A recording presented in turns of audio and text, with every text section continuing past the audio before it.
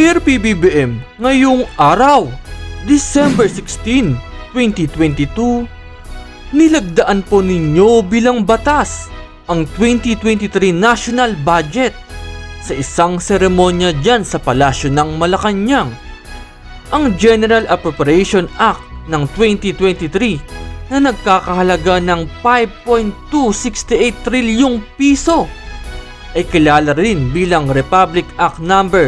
11936 o isang act providing for the operation of the government of the Republic of the Philippines mula yan Enero 1 hanggang December 31, 2023. Kabilang sa mga sektor na nangunguna sa unang pambansang budget ng inyong administrasyon ay ang edukasyon, gawaing pampubliko, kalusugan, kapakanang panlipunan, agrikultura at transportasyon.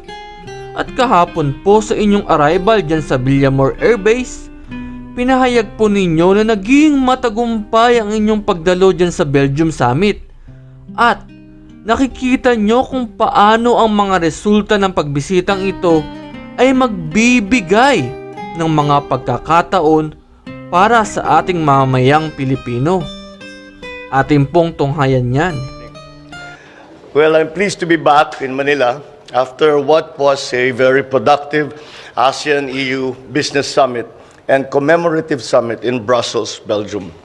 Yesterday, during the Commemorative Summit, we had fruitful discussions with ASEAN and EU member states leaders. We exchanged views on what is in store for ASEAN-EU cooperation, particularly on areas of mutual interest and concerns such as connectivity, trade, digital transition, food security, climate change, geopolitics, amongst others. I was honored to deliver one of the opening remarks during the commemorative summit, in which I was proud to note the recent milestones in ASEAN-EU relations under the Philippines coordinatorship, the adoption of the ASEAN-EU Plan of Action for 2023 to 2027, and the successful conclusion of the first ever summit between ASEAN and EU leaders. And this is a very significant development that the EU has turned very, very distinctly towards the Asia-Pacific region when it comes to the driving force behind the new global economy. And this is not really surprising, considering that in terms of geopolitical agrupations, the EU and the ASEAN are two of the most active, best organized, and cohesive organizations in the world.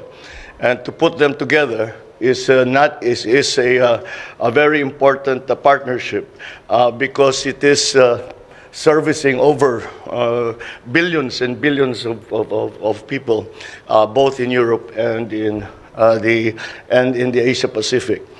I also welcome the adoption of the Joint Leaders Statement at the ASEAN-EU Commemorative Summit, which is the product of intensive discussions between ASEAN and EU member states. At the 10th ASEAN-EU Business Summit, I shared the Philippines' perspective on deepening ASEAN-EU trade through efforts in sustainable development, which is the theme of the Business Summit spearheaded by the ASEAN-EU Business Council. The ASEAN-EU Business Council has a pivotal role to play in advancing ASEAN's regional economic integration and post-pandemic economic recovery efforts.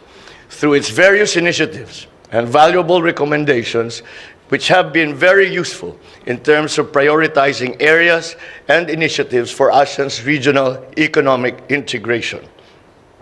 I also met with several business leaders from different European companies through the week, all of them committed to be part of our development and our economic growth, particularly in renewable energy, infrastructure, food security, climate change initiatives.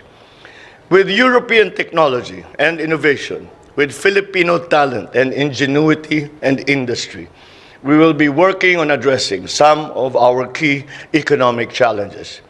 I am happy to be able to announce that I have met with various leading ship owners all over Europe, and we were able to get their commitment to help our country hurdle some of the challenges in our seafarers EMSA accreditation through the creation of an advisory council composed of our concerned government agencies, international and local ship owners, and other stakeholders. Beyond that, I was able to meet with the EU Commission President, President Ursula von der Leyen, who is actually in charge of it is the Commission, it's not the EU. They are the ones who actually are the ones who provide that accreditation. So I explained to her what we have done, that we have this new advisory council, and she made a promise that that the Commission itself would provide technical help to us so that within the 3 months, we have a 3-month deadline, within the 3 months, that we will be able to remedy all of the deficiencies that EMSA has been pointing out, and hopefully we finally solve this problem.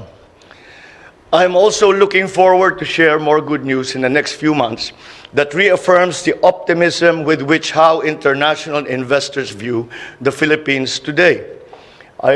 Once again, as part of the Asia-Pacific region, we are seen still as coming back to our role as the driver of the global economy. And the Philippines is very much part of that. And we are considered as an investment by the Europeans. This is what they told me, that we are considered by the Europeans as number 2 in terms of investor attractiveness, next to Vietnam. So we are doing all right, but of course there's room to grow. Our delegation also organized a business roundtable that served as an important catalyst for the renewed relations of the Philippines and the EU business communities. I was joined by the economic managers and other cabinet members where I announced our recent game-changing laws that aim to transform our business environment significantly in favor of investors and support for inward foreign direct investments.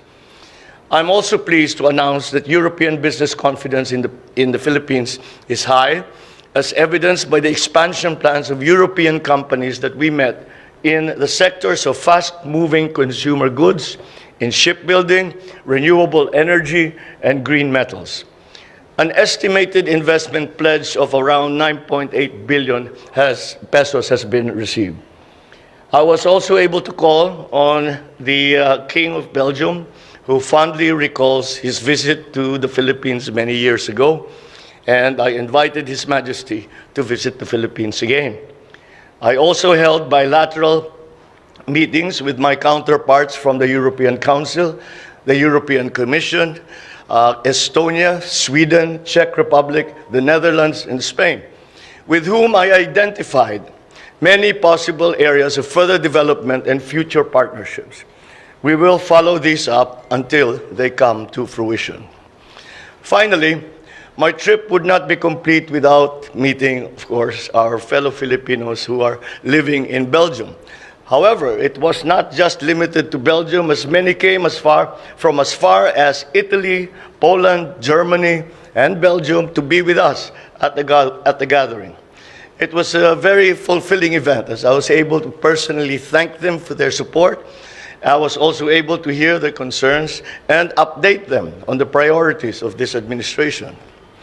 As a final note, I am delighted that my first visit to Europe, in Brussels in particular, which has the seals of the European Commission, the Council of the European Union, and the European Council, is a successful one. And I can see how the outcomes of this visit will generate opportunities for the benefit of the Filipino people. Ang naging downside lang ay nakakahiya yung presidente niyo dahil nung nagsasalita ako, papiyak-piyak ako na gano'n. Pero naintindihan naman daw nila. Sabi ko na, sorry na lang dahil yung mga winter ninyo hindi bagay sa Pilipino yan. Kaya ako nagkaganto. But anyway, besides that, I feel that we have laid much groundwork on which fertile groundwork on which we can plant the seeds of these new partnerships that we have spoken about with our friends and our partners in Europe. Maraming salamat po. Magandang gabi po sa inyo lahat. Mabuhay ang Pilipinas.